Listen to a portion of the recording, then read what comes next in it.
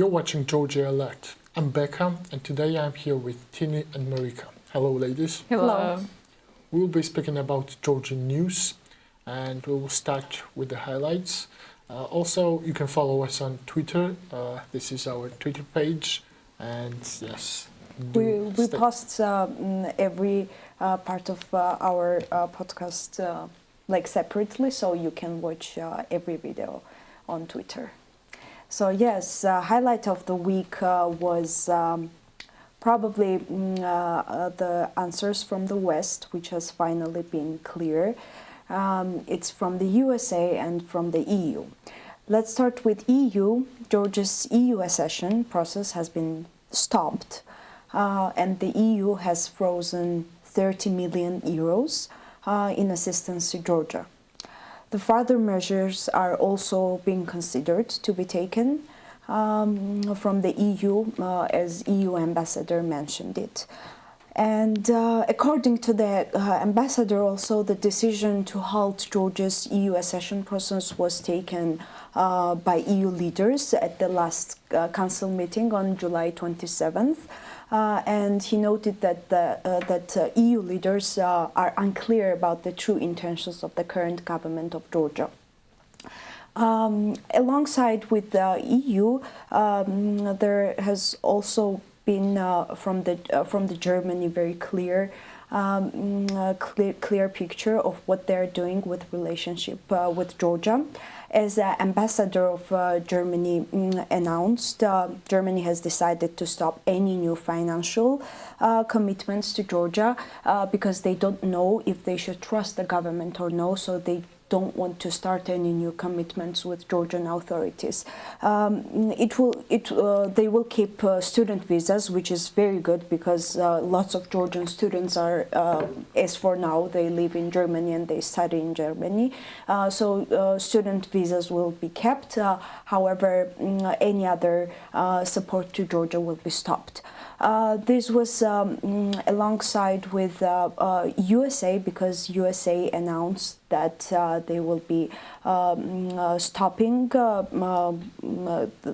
stopping, but postponing the Nobel partner exercise in Georgia. So Germany was supposed to join this exercise as well, so Germany dropped out as well. It was supposed to be held on July 25th, from July 25th till August 6th.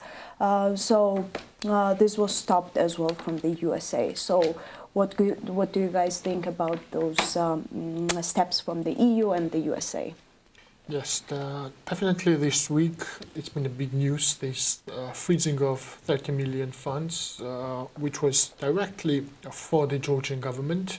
As the public knows, Georgia is benefiting from EU and generally Western aid. It's been a huge help to develop our country, the infrastructure, the Georgian institutions.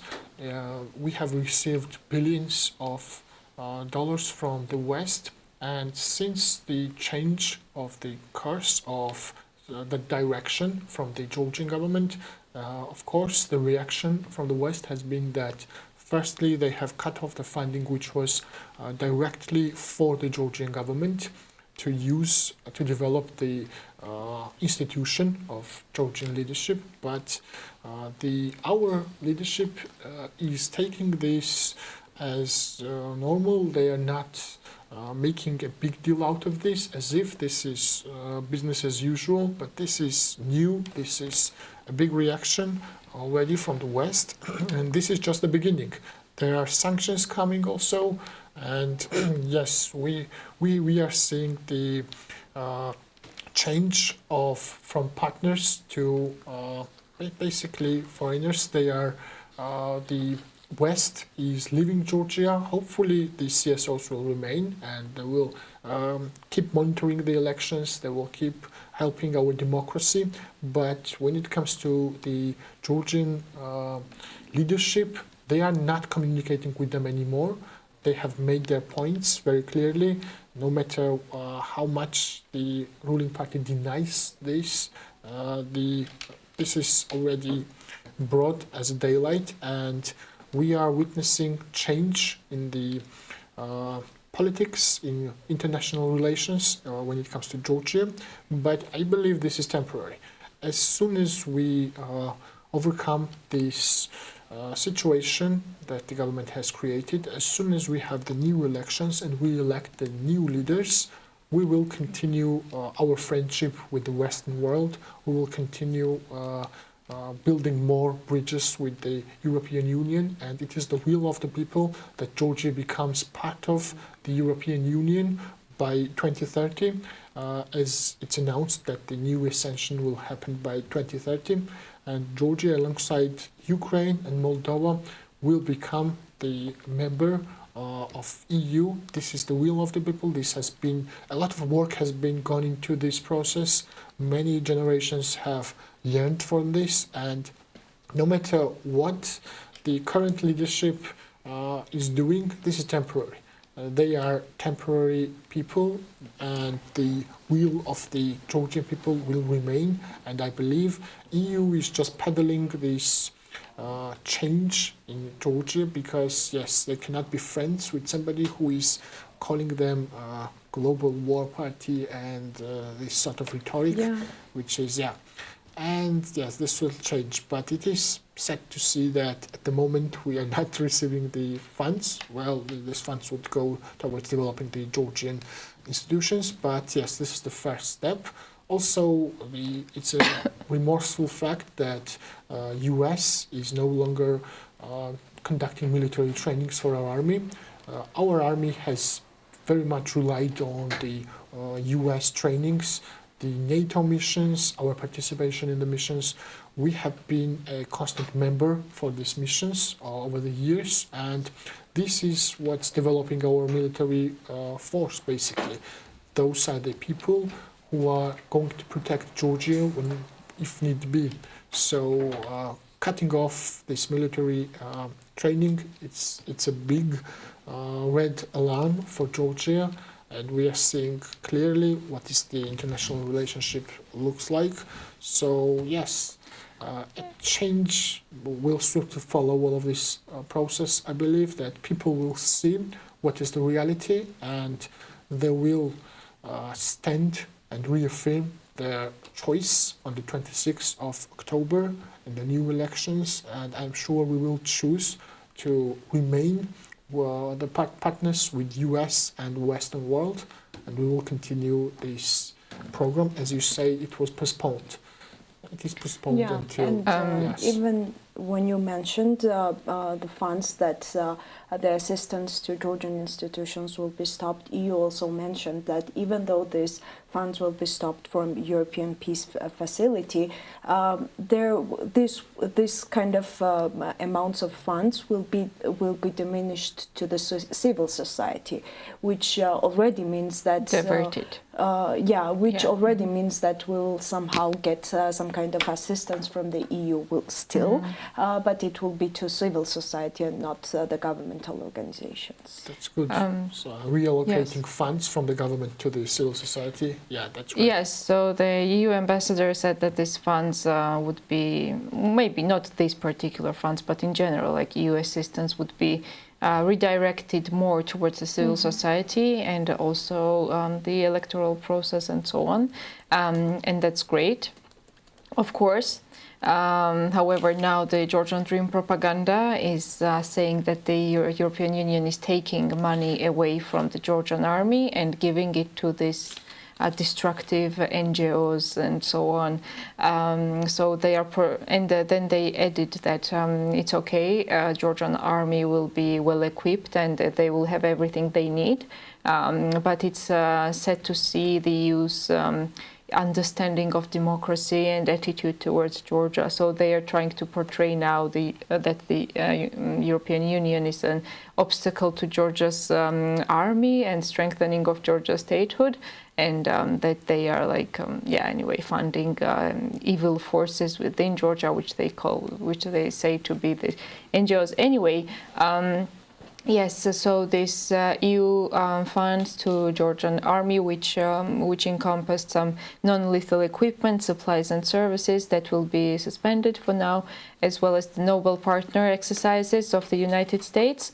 The first year that the drills took place was 2015, and I remember that it was quite a big deal that the United States agreed to hold these drills in Georgia because the country is partially occupied by Russia. It's also quite remote and cut off from lots of Western military infrastructure, despite Turkey being the NATO member. So it was a lot of logistical and material resources that has been put into this Noble Partner drills. First it was bilateral and then it became multinational. By the way, it's the only drills as far as I know. As far as I know, we cannot replace it or with other drills, or there are no overlaps with other drills, because these are the main ones that concentrate on actual conventional war drills and conventional self-defense drills, and also they have been having exercises in potential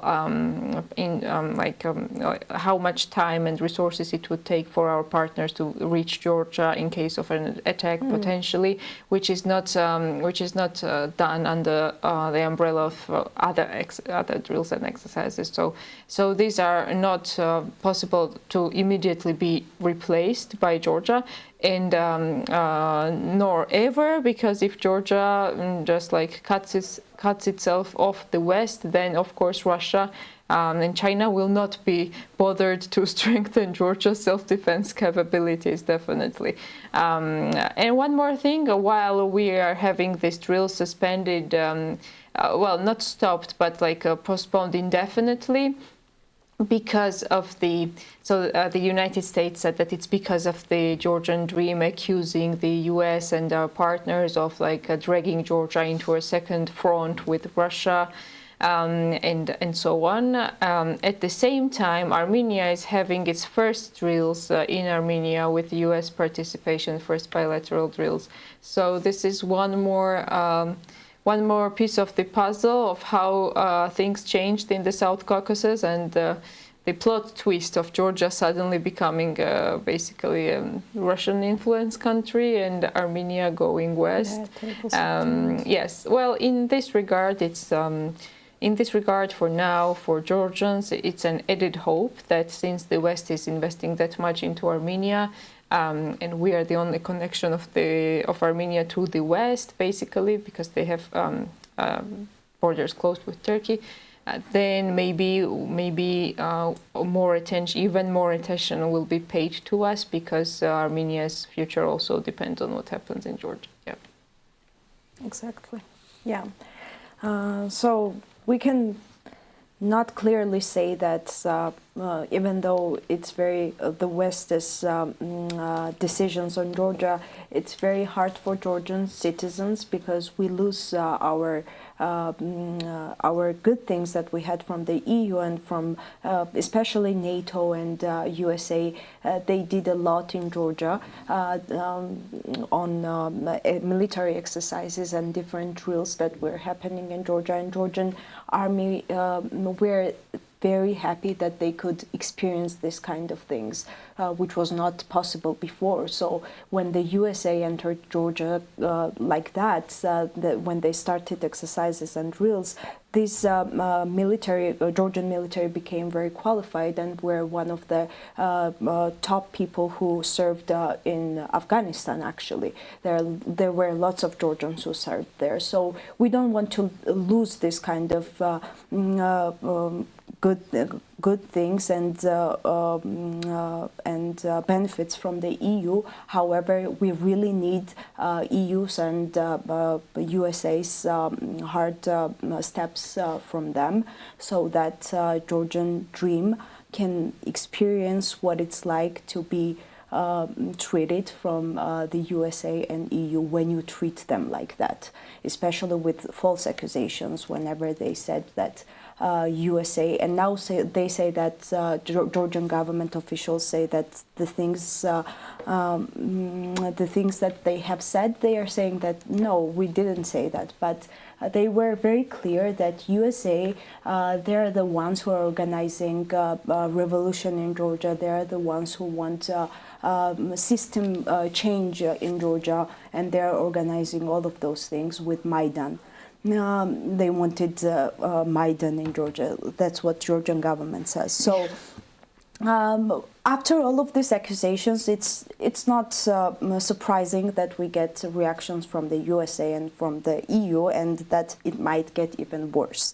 Other than that, there are some things happening in Georgia as well with our domestic issues. Since the elections is coming up, we had Georgian opposition parties had a declaration that they would, it was a document that they would have some kind of configuration figured out by 8th of July. And by 8th of July, actually on 8th of July, there was the first configuration that we saw. It was UNM, Strategy Armashenebeli, and two other political party members. They have announced a political platform, which is not UNM anymore. It's called Unity to Save Georgia. And UNM really reformed its own party to a new people. They are having new people from different sectors, like education sector. From education sector, we see Gia Japaridze, who is a lecturer at the University of Georgia, and he's the new face to Georgian politics. He has just been a lecturer, and for now he stepped into the politics. And we have different people as well who are activists, who have been very on the first lines during the Russian law protests, and they are Gen Z, and they stepped into politics with UNM as well. So it was for me, it was like very good picture what I saw on July 8th, because I saw that UNM transformed into a new unity, which has new faces, and this can probably somehow can give us very good consequences from UNM. So at the end of July 8th, there has also been a new unity, but they announced it on July 9th. It was Ahali party, Drua party, and Girchimor Freedom, and they on July 9th, these political parties announced their decision to post a joint election list for the parliamentary elections in October. Yes, this was kind of two parts of Georgian opposition, which we saw that they have already united and they are going to work together on the elections. There is also a party Lelo, which has not joined any unity yet. However, Ahali, Girchimor Freedom, and Drua, they are saying that there were minor differences with Lelo. However, they are still looking forward to the collaboration with them as well.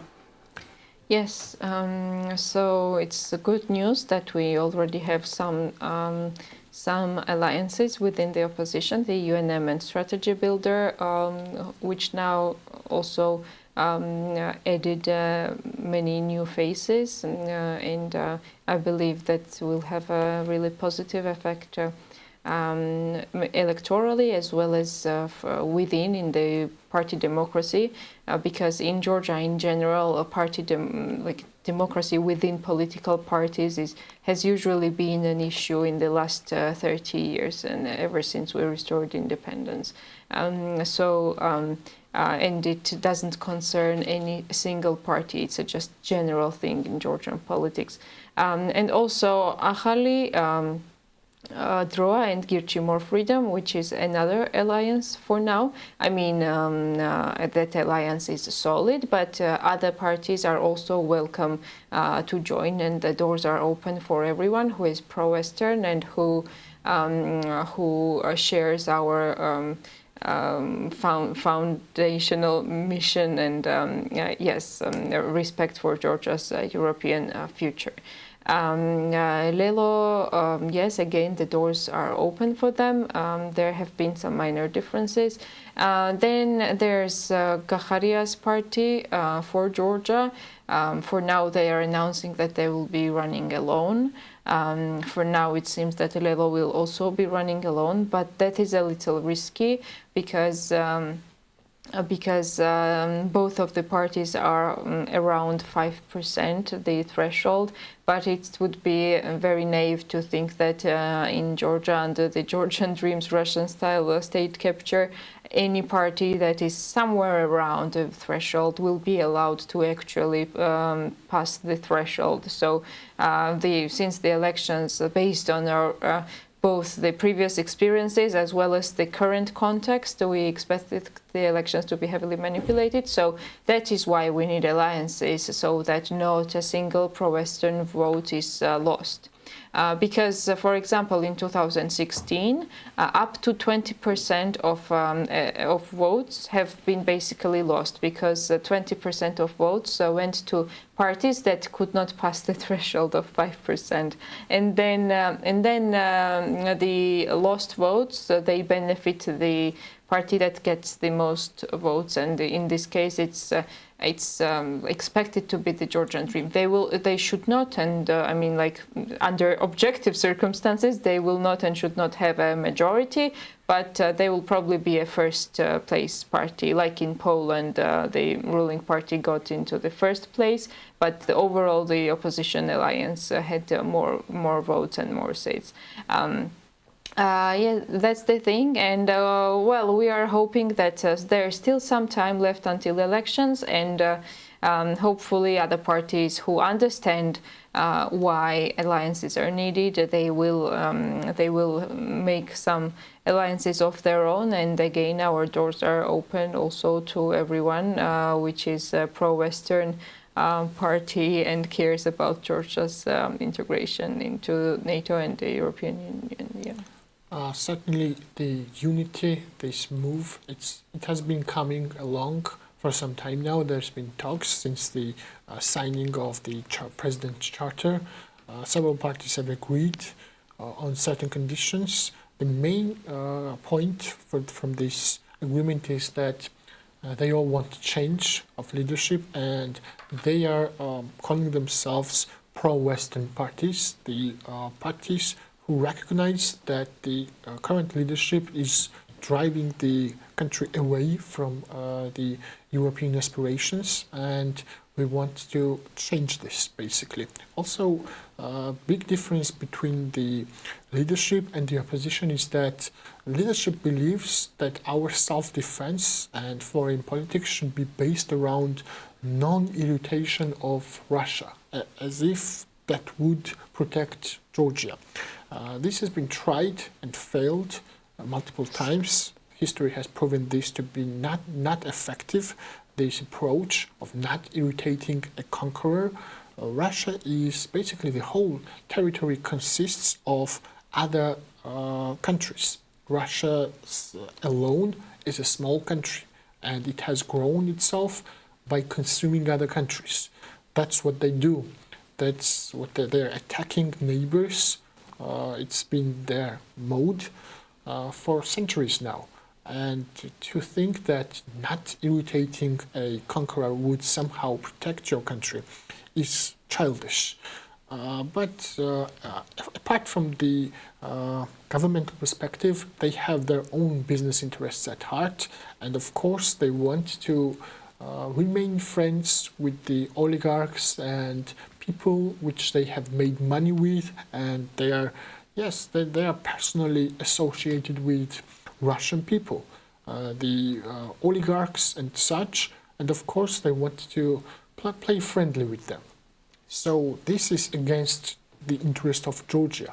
the people recognize this fact, and the opposition recognizes this fact, and some parties have already united. I hope more parties will add on to this unity, because our current legislation of elections, the electoral legislation, basically leaves no other room other than unity.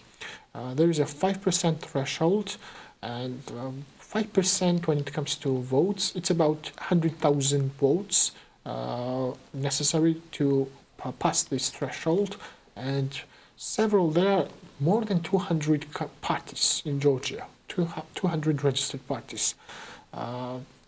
There is simply not enough people for so many parties to be elected, and we need to concentrate as much votes under one or two baskets in order to overpower the majority, the ruling party, which is not a majority actually, which has gotten maybe 40% of the votes from the previous elections.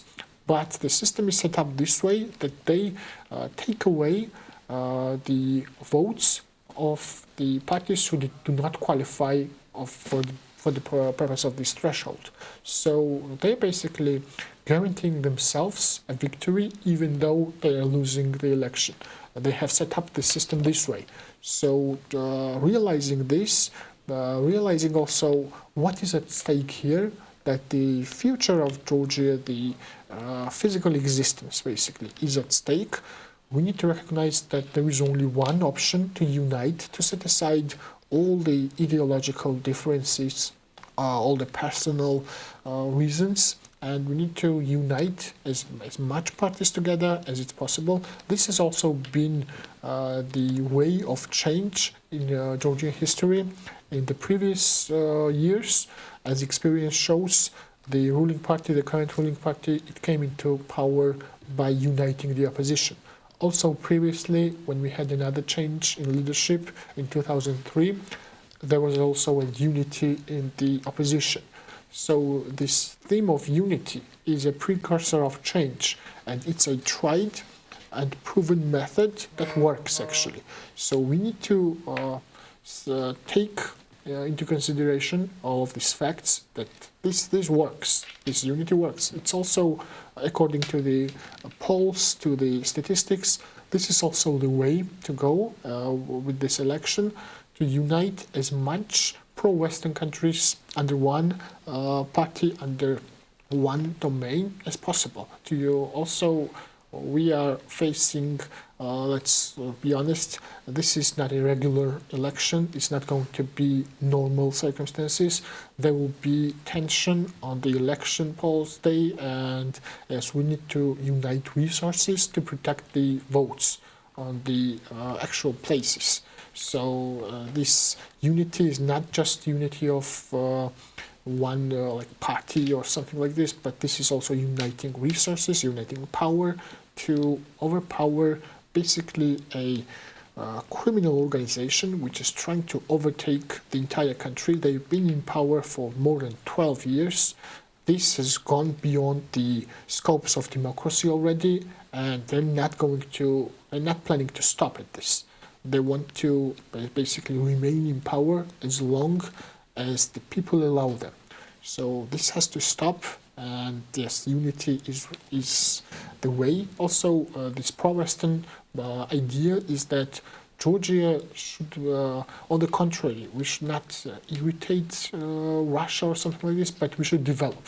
We should not look at what Russia does, we should develop our country. And developing our country means being in alliance with the Western countries who have been helpful towards our economy, towards our military systems, and they've been helping us develop.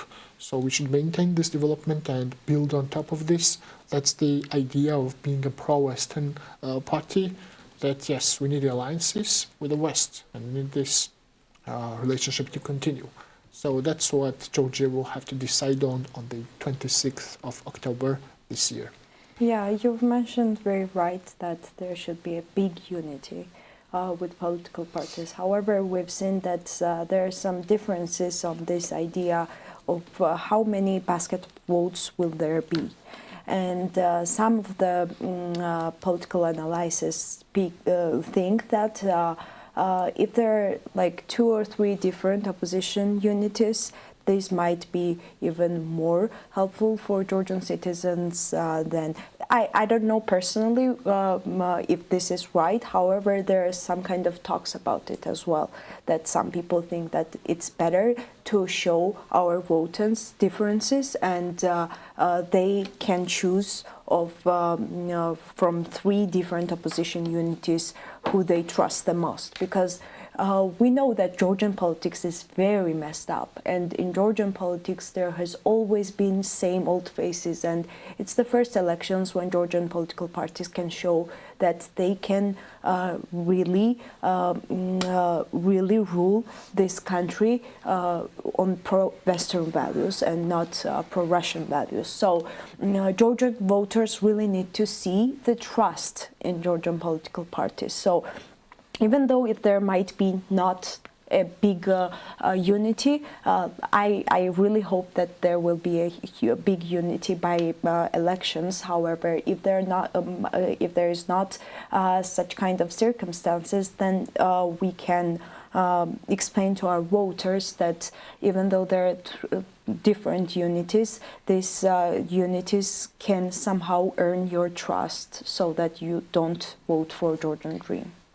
Yes, definitely. And to speak about our current unity with Ahali, so it's the 3 of us, Girchi, More Freedom, Droa, and Ahali. Ahali in Georgian means new. Girchi means pine cone, by the way, so the party's name is Pine Cone. And Droa means it's time. And Tini and Becca are from Girchi More Freedom Party, and I'm from Droa, and I must say that, well, according to most polls, our alliance has been the most popular among young people. I mean, Droa and Girchi More Freedom, because that's how we've been polling until now. And Ahali also has quite a big base of young activists. So I suppose that the 3 of us should be the most popular alliance among young people, so it's only logical. So we have great resources and great outreach in that regard, and I suppose that we will be the youth favorite electoral entity in these elections, and we should work hard on mobilizing even more. Particularly in the recent few months, Zurab Girchi-Japaridze, the leader of Girchi More Freedom, has emerged as quite popular among young people, and I would like to hear from actually Tini and Becca why they chose to be members of Girchi More Freedom. We know Zurab Girchi-Japaridze for quite some time now, and I will share my thoughts why I personally trust him and why I think that he is a right choice in all of this situation.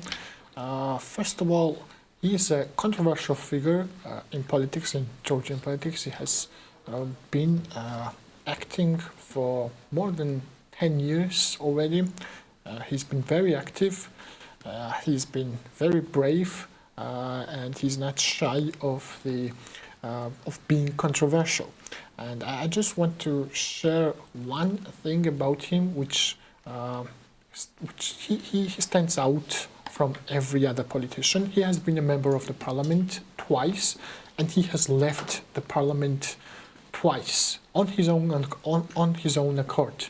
No other politician basically has given up power as many times as he has.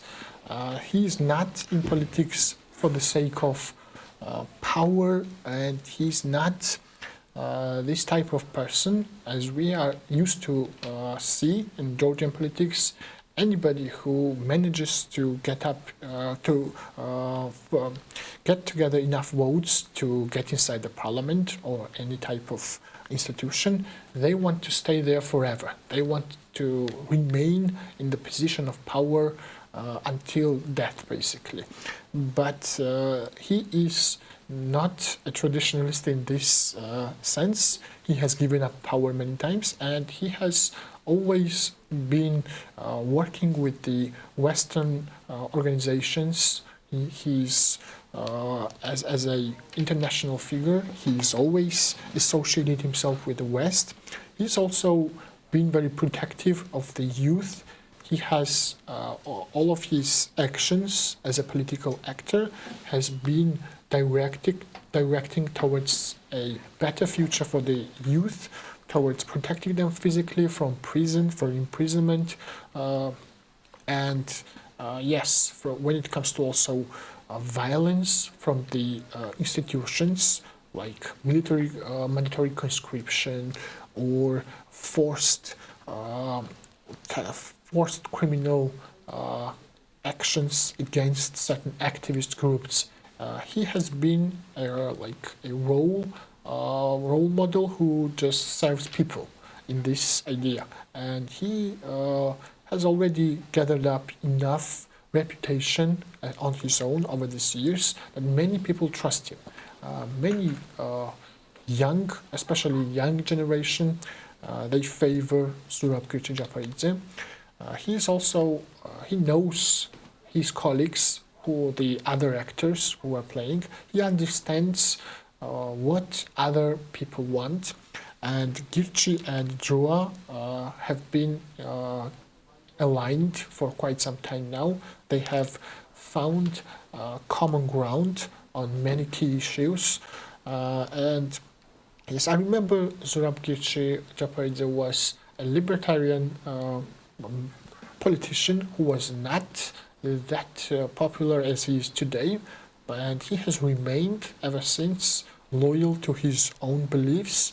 He has never changed his beliefs when it comes to libertarianism. He has always advocated for private property, individual liberties, and many groups, not just libertarians. He appeals to many groups, different kind of people. It does not matter whether somebody is even socialists like him, because everybody recognizes that he is a person who is not in the politics for his own benefit, for wealth or accumulation of wealth or power or fame. None of this interests him. He actually wants to remain in Georgia. He wants to raise his children here. He wants to help build this country. That's what I think is reality. That's what his actions have proven. And that's why I choose him in these whole elections. No matter under what kind of unity he will be, I think he will represent the best of Georgia's interests. And yes, right now it happens that unity is in the best interest of Georgia. So on one hand, I'm glad that the Western world has stopped communication with the Georgian Nightmare Party, and they no longer recognize them as the representatives of Georgia. But on the other hand, I want the Western world to recognize new leaders of our community, to speak with the actual representatives who represent the will of the people. Like President has been one of such actors. And it's safe to say that Zurab Gürcü-Japaridze is also another political actor who represents a very big number of Georgian people. So yes, they can certainly open up conversations with him, and I'm sure he will be in the future Parliament of Georgia, one which we will elect on this 26th, and he will be a big part of it. And yes, I would like to see Western world in communication with Zurab Gürcü-Japaridze more closely. What can you share? As for me, my dream is to see Zurab Gürcü-Japaridze in the EU, because I think that he can bring very new and different perspective to the EU at the national level. So I think that this would be very fun, and the EU would love Zurab Gürcü-Japaridze. As for Zurab, I would more like to talk about not Zurab, but the product he created, Gürcü More Freedom Pine Cone. It's in Georgian. It's called Pine Cone. And the day he decided to establish political party, his ideology was libertarianism, and whatever Becca talked about, he has this kind of skills and ideas because he's libertarian. So I can't imagine any libertarian politician who wants the whole power and who wants to remain the power. So I think the most important thing Zurab has done is creating this base of supporters who I'm sure lots of people in Georgia didn't really know what was libertarianism and what was liberalism before Zurab created a political party, because the way he started everything was youth who were like 16, 17, 14, even 14. There are people in our party who have joined us when they were 13 and 14. And it was like an educational campaign, and us, like Gen Z, we were raised with these libertarian views. So our teenage years has been with Zurab Girchi-Japaridze understanding of libertarian values, and that's what Zurab has created. And now I can clearly say that Girchi More Freedom represents a lot of people, not just youngsters, but people who realize the value of liberty and individual liberty. And that's why I think that EU and the West should talk with our political party as well, because we're the people who represent youth in Georgia, and not just youth, and people who really are in support of the Western values and who really would like to do anything for it. So we're rebellious, and we're very controversial as well, because we believe in things that most of the people in Georgia don't, but we think that post-Soviet country needs lots of harsh reforms in order to get out of post-Sovietism and to step into the democratic country.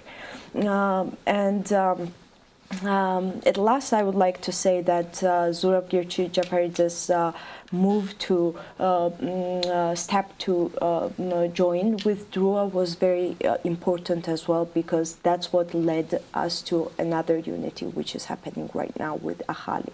So he made the decision, very good decision when it was made, and now we're emerging with these two political parties together. And I'm sure that DRUA as well and Elene Khoshtaria as well share the same values as Zurab has, and that's why this kind of unity is very popular amongst youth especially. Yeah, as we said, our alliance is now the most popular among young people in Georgia, and that's very important, and that's probably one of the key aspects why we should have quite a good platform of communication with our foreign partners as well. Well, I'm from DRUA, unlike Tini and Becca.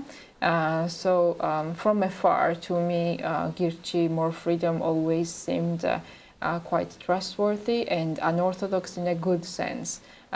So it's not only just about their ideology, it's also about your methodology of how you express things, and it's visible that you are anti-establishment, but also within democratic and constitutional frames, and very creative and original. So when I went to DRUA, I actually did not know Elene Khoshtaria personally. I knew other people there. So I knew that the people that I've been friends with, I knew their opinions and their principles and everything. So I saw myself there with people I trusted, and I also liked Elene Khoshtaria from afar very much.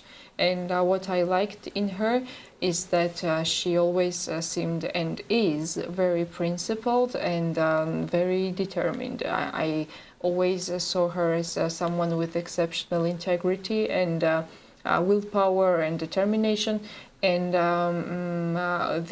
one of the things that our two parties have in common is a good record of non-cooperation with the Georgian dream, while most other political forces in Georgia have been cooperating to some degree, not out of collaboration, of course, but out of some sort of different views about necessity to cooperate with them for the benefit of Georgia. Drua and Girchi more freedom. We've never compromised, and Drua did not even Drua never signed anything, like not even the Charles Michel agreement back in 2021. Yes, for me, Elena is really like a female warrior who can like overcome any obstacle on her way with the vision of bright future Georgia.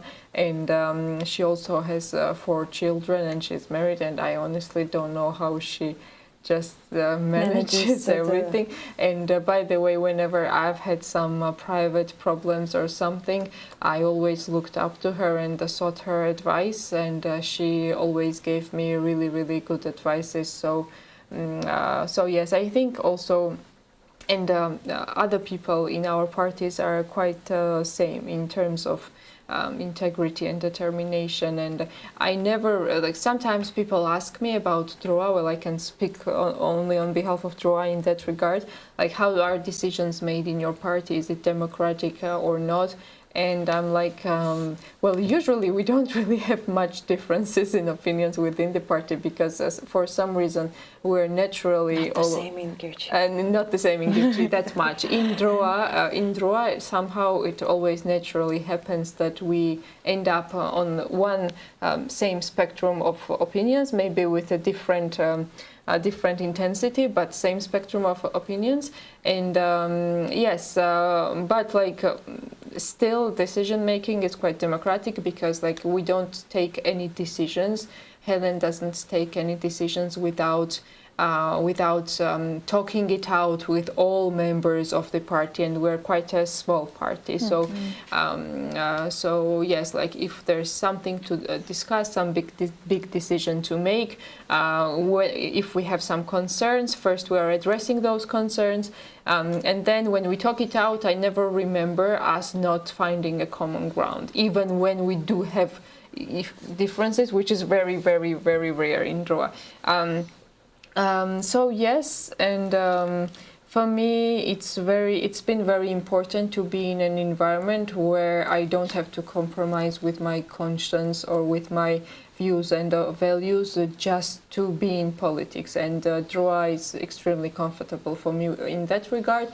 And alliance with Girchi has also been very, very comfortable, because we have a lot of overlap, both in terms of ideology, and also our electorate is quite overlapping, and I've never had any personal problems with the Girchi's leadership. I even voted for Girchi before Drua was founded at all. So yeah, I'm very sympathetic towards Zurab. And I haven't yet worked with Ahali. We're just beginning to cooperate, but based on the people that I know who have joined Ahali, I'm quite sure that it must be a productive and very an alliance of mutual respect and so on. Yeah. No. I will Actually, add what you one thing on top of it. I think this unity is just key, and everyone who will be left out of this unity, it does not matter how many unity fronts will have, 1, 2 or more.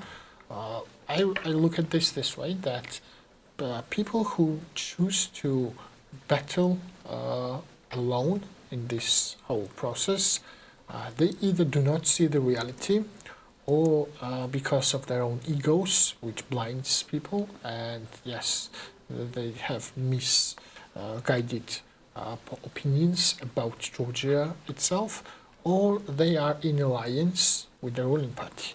That simply there is no other option, because it has no alternative at this point. We know what the situation will be like in October. We know what is the expectations, we know the reality, what is now, and we know the system. The rules of the elections is obvious, and there is no other way to just unite with as many parties as possible, and we should find just minimal common grounds, which is that the country should go back to the Western road. That is the minimum requirement for this unity, I think, and there might be other ideological parties within this unity. It does not matter at this point. Also, this unity has in mind that after we have successfully gone through this process of these elections, then we will decide maybe on a new election or how to better express our ideological differences, and then will be some moment and some time where our political individual goals will be realized. And yes, sure, I think this is the best option for Georgia at the moment.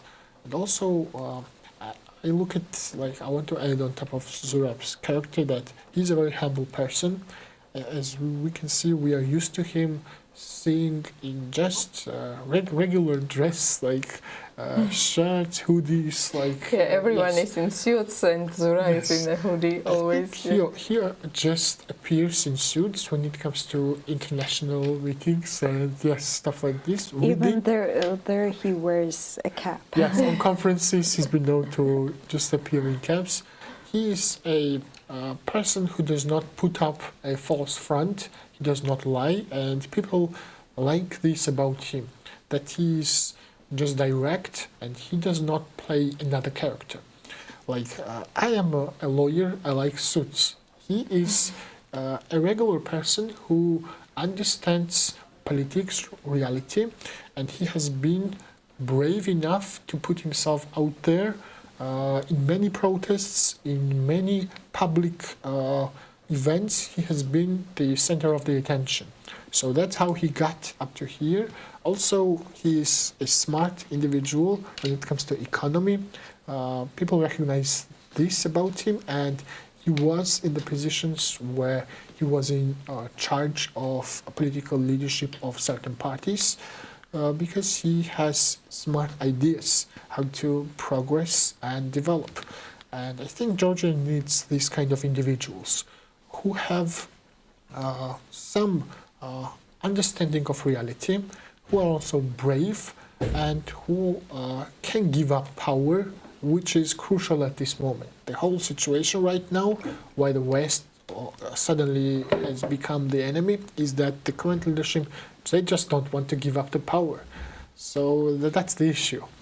And I think leaders like Zurab, Georgia would benefit a lot from such individuals, because he has already proven himself that he is not attached to power, and he's just a regular person, a father with children who wants to remain in this country and not go to immigration, and to live in a decent, better republic, free, independent republic.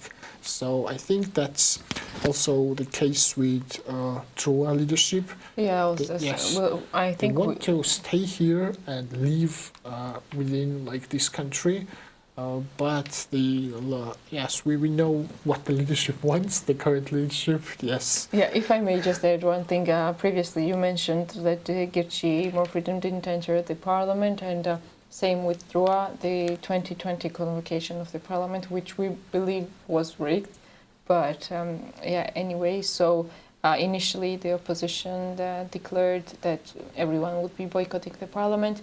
Then to a degree, of course, I understand the reasoning of others, because it's important to a degree to have opposition in the parliament, also for the sake of communication with the Western partners. But nevertheless, my instinct has always been that we should be out and not legitimize this parliament for the Georgian dream, because we believed, both of our parties, that it would be like window dressing or whitewashing the Georgian dream, giving them legitimacy that they must not have as a Russian party. So yeah, I think we remained the only two ones who stuck with this decision, and this also underlines that we're not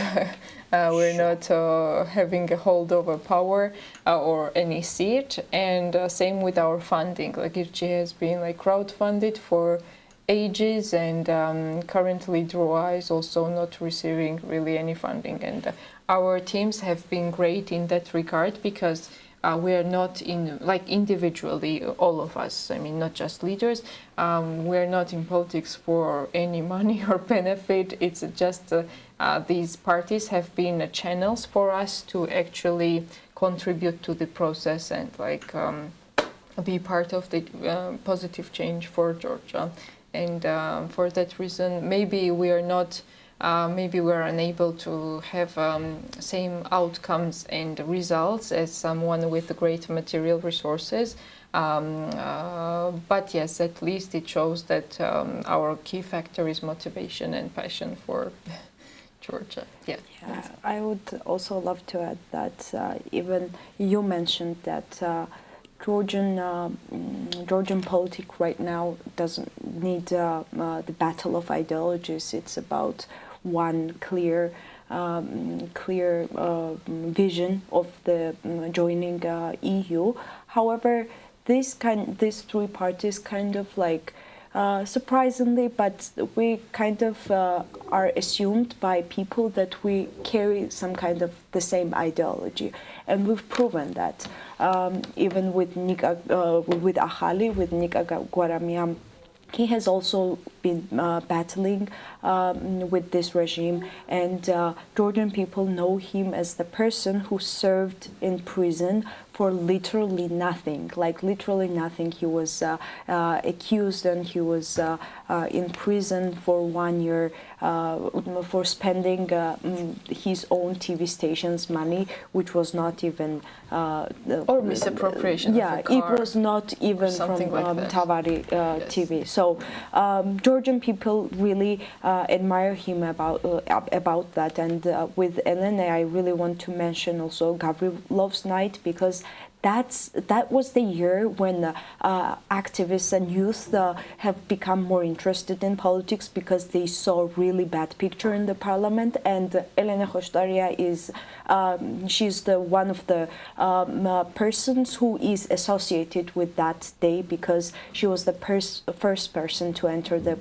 parliament and fight about that in the parliament. So yeah, we kind of like share the same experiences towards battling with Georgian dream. So that's how people may assume us.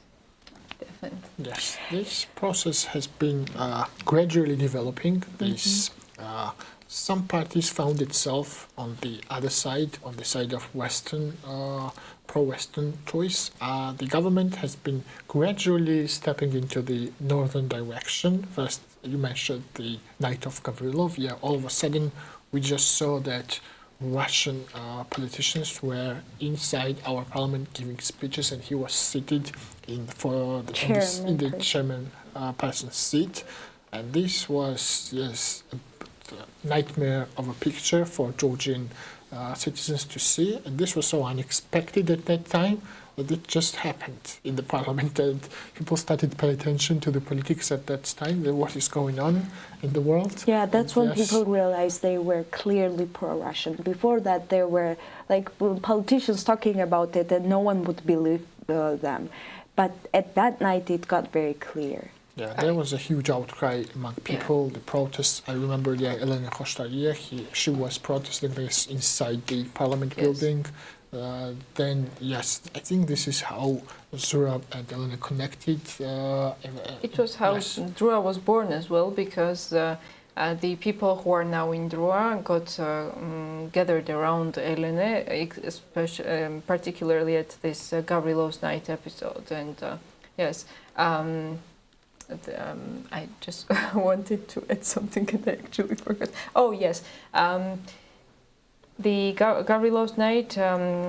Tini is right that people began realizing at that time that they are pro-Russians, the government. However, it consolidated now. Finally, it took 5 years to consolidate this opinion, and now in April, when they brought this Russian law, the foreign agents law, back from the dead again, this is when it finally got consolidated, because even last year in March, when we battled this law and we gave a real punch back to the government, it was a no to Russian law, but it wasn't really no to Russian government for most people. Like, the opinion was split whether we should continue protests against the government as a whole or not. So they backed off just in time before entire public could get behind the idea of keeping the protests ongoing until the government resigned last year.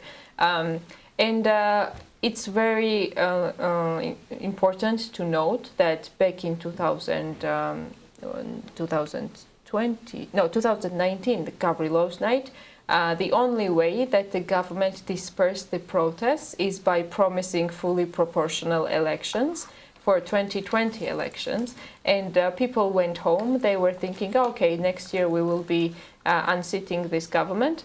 But then they backtracked and ditched us on their own promise, and they did not give us a fully proportional elections. Then it took rounds of negotiations, including United States, the European Union, and other top diplomats, to somehow negotiate at least a bigger share of proportional vote and a smaller share of majoritarian single constituency votes.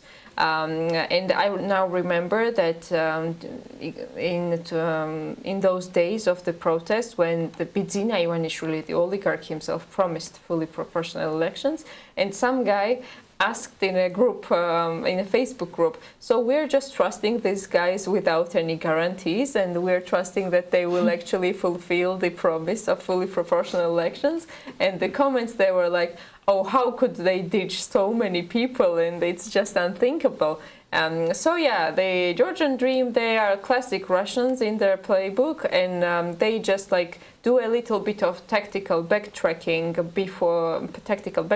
to calm the situation, and then they come back again with a bigger force. So they do one step back, 2 steps forward, and they've been playing with the society for way too long this time. And by the way, now there have been talks that maybe the Georgian Dream wanted to amend the foreign agents law to some degree, so that it would be somehow perceived as less draconian by the society and our foreign partners as well. It was supposed to trick both in domestic and foreign audiences, and to make it look like the Georgian Dream is still somehow democratic and accountable to people. But the president's veto really prevented that scenario, and I'm really grateful to her in that regard, because she didn't give any comments in the veto. She didn't give any content-based comments. So after that, it was impossible for them to do any amendments. They could either withdraw the law completely or adopt the law completely as it was, and face all responsibility and consequences of going fully hardcore. And it also opened the way for sanctions against them. Yeah. When we did away with the majoritarian system of elections, actually at the time it seemed like a step to the right direction, but actually it gave more opportunities to the ruling party, because now all they have to do is basically organize one election, one partisan election, and based on this one election, the whole fate of the country is decided. Just one election. And that majoritarian system, in idea, it is meant to elect leaders from the different groups, different parts of the world. It's meant for a decentralized system of parliament. If you have a bicameral system of parliament, 2 Senate and yes. Yeah, but we don't have that. So in Georgian reality, that's actually what we need. We need 2 levels of system in the parliament, to somehow Balance limit each the other. power of parliament within itself. That would give us, the country, a better situation in politics if we take away the full authority of, basically, parliament is in control of the whole country. Yes. But it's not doing its job in monitoring the government. Government is responsible to the parliament, but every time the prime minister has appeared in the parliament, there has been like a beating up of parliamentary members, the violence from the side of government. Actually, it's not that they are responsible to the parliament. They cannot fulfill this role because the government is the actual face and the people who actually do the reforms, do the actual steps, do the work. They get their hands dirty when it comes to executing the laws and everything. And Parliament is there just to protect their authority. They're not the main actors, but it's on paper they are the main actors. And if we in the future somehow split this parliament into two levels, that would bring us closer to the Western type of leadership, to divide the power, and maybe at that time we might need to implement another election as well. One election should not decide the entire fate of the people. Especially that now we don't have even presidential elections anymore, so we only have one election. Exactly. Yes. And on top of that, President Zurabishvili is, according to this current legislation, the last president elected. Afterwards, after October's election, the parliament will appoint. They like to say elect, but it's actually appointed. Parliament and the local government. Local together, government. It will be like 300 people who will be voting. Yes. I mean, hopefully it's not. Sorry, interrupting. Hopefully it's not Georgian Dream anymore. But it was meant to be all Georgian Dream when this was adopted. Exactly. Yeah, that's their idea. Yes. And we actually have seen that for this president, the people actually elected the right president. Because, yes. Actually, yes, I did not vote for her, and it was the best, how to say, for the first time I'm happy that something I didn't vote for, someone I didn't vote for is elected. Actually, one of the comedians from Georgia, he was recorded before the presidential elections, and he was asked by the TV journalists, what do you think about Zurabishvili? And he was like, I think that she will be the biggest threat to Georgian Dream. And now I saw this from like... Who was it? It was Georgian Politics. Oh, really? Yeah, and he was like, back then he said that it was going to be the threat. And it was the biggest threat. And as I liked Pekka's perspective from the last Georgia alert that we had, that Georgian Dream saw a woman who can clearly say no to Georgian Dream, and probably Georgian Dream men who are from their party, they're more submissive, and they can do whatever the ruler wants to do. So they kind of saw the threat in Salome Zurabishvili, and probably in women too. Because we're strong and independent. Yes, she was the candidate of the ruling party, and in the end, it turns out that yes, she is not their woman. Yeah, this veto thing she really cornered. Not just the veto, but even looking at just this case, she really cornered them. And well, we saw the contrast in reactions towards her and towards the government at the football celebration. It was, I was there, and I must admit that I have never seen such immediate contrast in public reactions, like heavy booing of the prime minister, and then suddenly, like, president appeared on the screen, because I was standing where we couldn't see the stage, and the crowds went absolutely wild, and I was so glad that Kopachice would be like seeing that contrast himself standing there. Yeah. Of course, Anyway. because president was fighting alongside with these regular people was all of these months now, Yes. since these protests against the Russian law, and Kobakidze was on the other side actually. Stealing our yes. future. Yeah. And he was the poster boy for all of this. They appointed Yes. him as a prime minister. I even thought maybe they are doing this as a plan, as a strategy to maybe appoint him, and he will be. He will take responsibility for all of this, and maybe then they would change him Too late to now. create an illusion of change. Yeah. And this might have been a strategy, but Yes. that would not help them. I Yes, think that's- this is clearly all of them are standing behind this policy now. They have already went all in on this decision, and sadly, they have gone down this road. But yeah, president has chosen the side of people, and definitely we have seen that people also favor her, and that's a good twist. Let's see what's going to happen to the opposition parties, and let's hope for the even bigger unity from the opposition parties.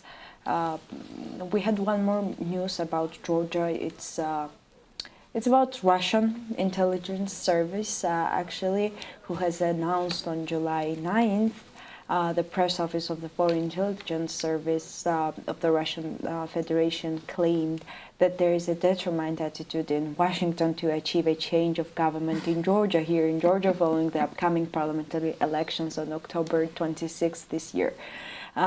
So they're accusing USA, Biden administration also for developing an extensive informative campaign to discredit Georgia's ruling party.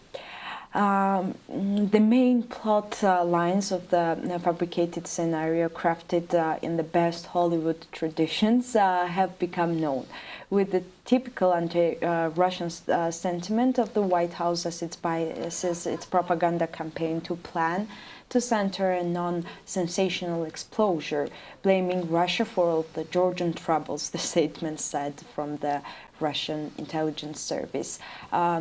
The Russian intelligence service and authorities also claim that the Georgian president Salome Zurabishvili is poised to play a pivotal role in the stoking anti-governmental statement, and the statement further accused also the American curators of recruiting the Georgian opposition to initiate planning of protests timed to coincide with the upcoming parliamentary elections. So on that day, that exact day, July 9, or after the announcement, U.S. Department of State spokesperson Matthew Miller also gave a feedback about the Russia's statements and allegations. And he said that all of those statements were allegations and completely false and absurd, of course. And whenever I talked about this statement with Georgian political parties and different people from different political parties, they told me as a joke that we wish that USA were planning something here in Georgia. Exactly. And exactly like that, the answer to all of this absurd is that we wish. But, exactly. Yeah. By the way, the United States said that all their partnership programs with Georgia are under review. And about this, our government is fully in line in propaganda with Russia. They both accused the United States of a revolution and coup scenario. Same exact same sentences. Yes. Everyone I know in Georgia, they're like, exactly, I'm praying for the CIA to be actually staging something in Georgia, because please, Uncle Sam, help us. Yes, and so many people also on Twitter joke the same, and sometimes I also want to joke the same. But then I see the propaganda media posters that a DRUA member Marika Urdiashvili is advocating for a CIA coup in Georgia, yes, it's just humorous. But I did post that, like, why aren't my CIA bosses telling me that they have a plan to overthrow the government in Georgia? I wouldn't worry this much, but probably, hopefully, they are not telling me only to keep me like motivated in worry and like so that I don't relax. You know? Otherwise, it's not cool not to share it with me. It's actually very simple when we look at the Russian and US relations.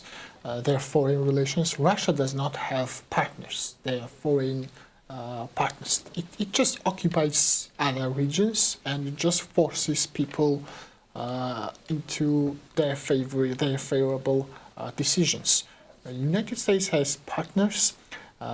They fund certain programs. They look at us as they're equal. Like yes, we are partnering up with them, and what Russia offers is just submission. Basically, there is no selling this from the ruling party. There is no easy way to sell this. When Gavrilov came to Georgia, he sat in the chairman's position. He did not sit in the chair meant for guests. This was not done accidentally, I think, and this has also been what the history has shown. The experience has proven that Russia does not look at its neighbors or other countries as equals or as sovereign republics. They want you to submit, basically, and you either comply with them. And yes, of course, this party complies with them because they're used to it also, because their hierarchy is built the same way. They comply with the one leader, and anything that he decrees, it's the law, and they submit. And it's basically it takes a certain characteristic of person to be friends with Russia. These are the people. They qualify perfectly. Having Russia as an enemy is bad. Having Russia as a friend is even worse.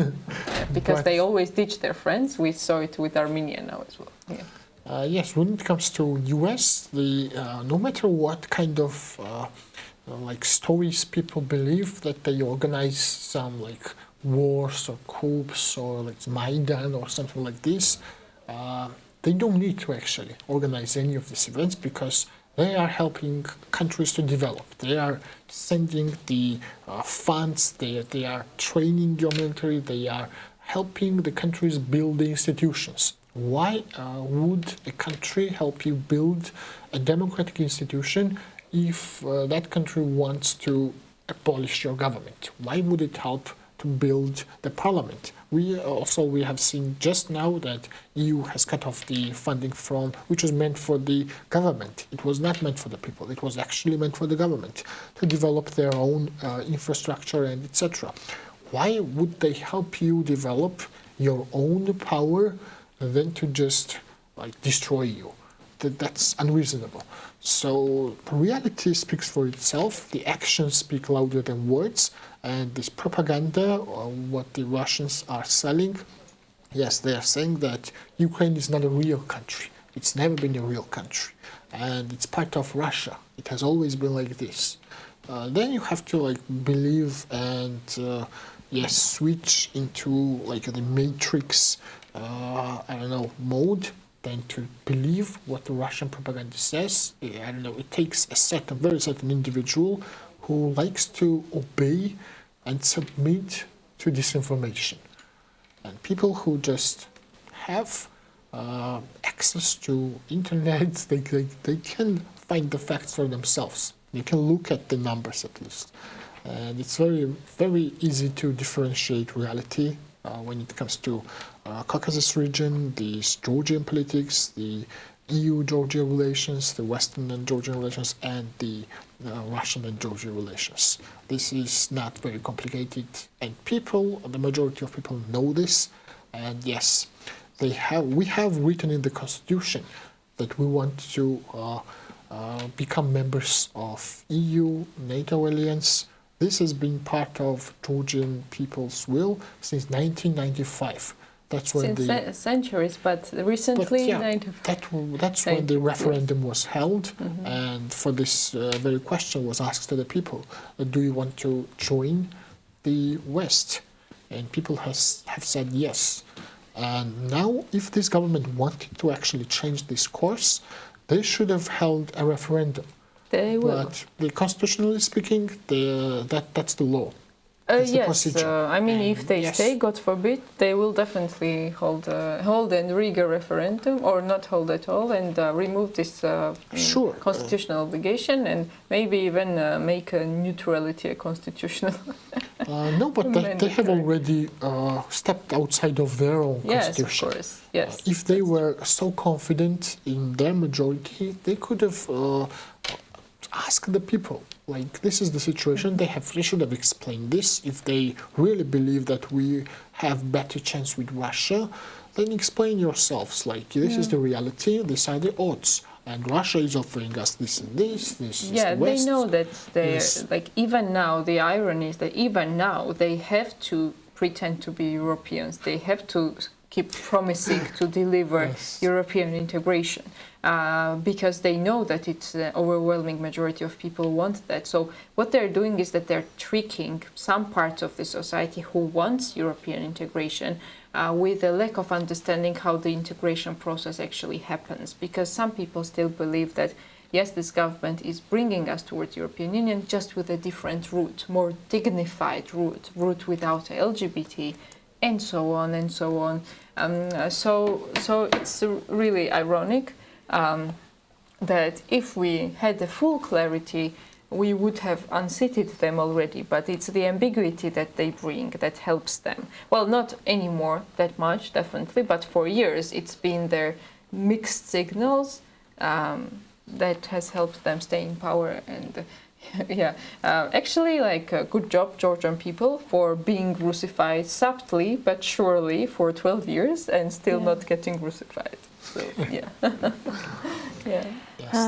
Last but not least, I think we don't have any news from Georgia left, but we can mention elections in the EU, and not in the EU, also in UK.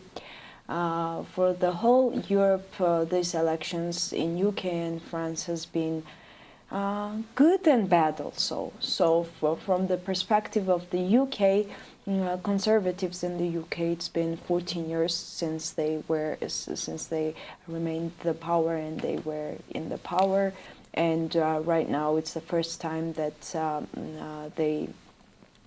they're losing, and Labour Party have stepped up. But in UK, it's not.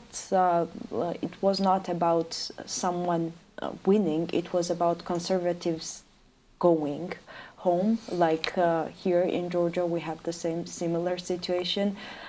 For British people, after the Brexit, it was very hard, and it is still very hard, especially on the economy. Since World War II, UK has not experienced this kind of economical situation that they're facing right now. Even though there were like quite critics, EU has been quite critic of Brexit, UK and Conservative Party, they were saying that they would be even better without EU, but they have proven that their economical situation is getting worse and worse, and people have finally got angry, and they voted for Labour Party and not Conservative Party anymore. So this Labour Party may start relations with the EU, which didn't happen before with Conservative Party. So for the EU, it might be a good news that in the UK, Labour Party has won. But in the UK, there are even worse things happening, because it was the second round of elections, and on the second round there was no particular person who won the elections. There were like very minor differences between the leaders of the parties, and People were very, very mad at Macron, and the turnout in elections was the highest actually in France. People were Yes. so mad at Macron that the turnouts was very high, and the main problem here is immigration policy, which has been a very big issue for the EU, and it's very hard and it's very difficult to do some kind of reform to battle this issue. However, French people proved that they needed a change and they need something different. I personally think that France is in a very bad situation, and EU also, because right-wing populism in EU has become a new cool thing, and it's not affecting Georgia as well very good. Germany, Italy, Austria, they proved the same, where right-wing populists gained even more votes than liberals in the EU. So, yeah, for the EU, it's kind of like good and bad news at the same time from this week's elections. However, I hope that French people will soon realize that their only way in the EU is to stay liberal and to stay open to migration politics as well, because EU has really been a heaven for people who left the countries where there was a war. So. And France especially, and UK, they were the ones who were very welcome towards them. So if there are some kind of crimes and criminals who are associated with migrants, maybe there should be some kind of other kind of reform that will work with that and not close the door entirely. Yeah, well, the second round of French elections proved quite successful for Macron and his, as people say, his gambit, because actually even before the second round, there have been some opinions that I saw on Twitter/X that it was possible to turn it around by the second round, and that's what Macron was hoping for. So I wasn't too much panicked about it actually. Although the fact that France had to go through this risk is already extremely alarming, of course. But yes, eventually it turned out all right for France, and the right wing suffered a much bigger defeat than expected. Like some expected that they would win a majority in the parliament. So, this is one more lesson for us in Georgia of forming tactical alliances for one big strategic goals. The left wing and the center, they cooperated really well, and some of the like people running for the office, they resigned in favor of another party in different constituencies. And actually, yes. Bambe, one of the football Bambe, players, his statements were very crucial for these elections, because, as French people say, they listened to him. He was the one that said that we have like two different forces here, and we need somehow to choose someone from the middle, and that's what people did. So when Georgian people talk about sports not being involved in politics, it's not right. Sports should be very, very involved in politics, and that's what Mbappe shows us. Yeah. Yes, that was the overview of last week's elections, and let's see what's going to happen for the next week in Georgia. Hopefully we'll see some new unities, or not. If not new unities, maybe we'll see some kind of campaigning starting from the opposition already. Yeah, and we need long-term election observations also from our partners. We should also advance in that regard. Yes. Thank you everyone for watching us. Please follow our X/Twitter account, and yes, Georgia Alert will remain reporting the news, and it's going to be a hot summer for Georgia. Definitely. And yeah, stay tuned. Thank you.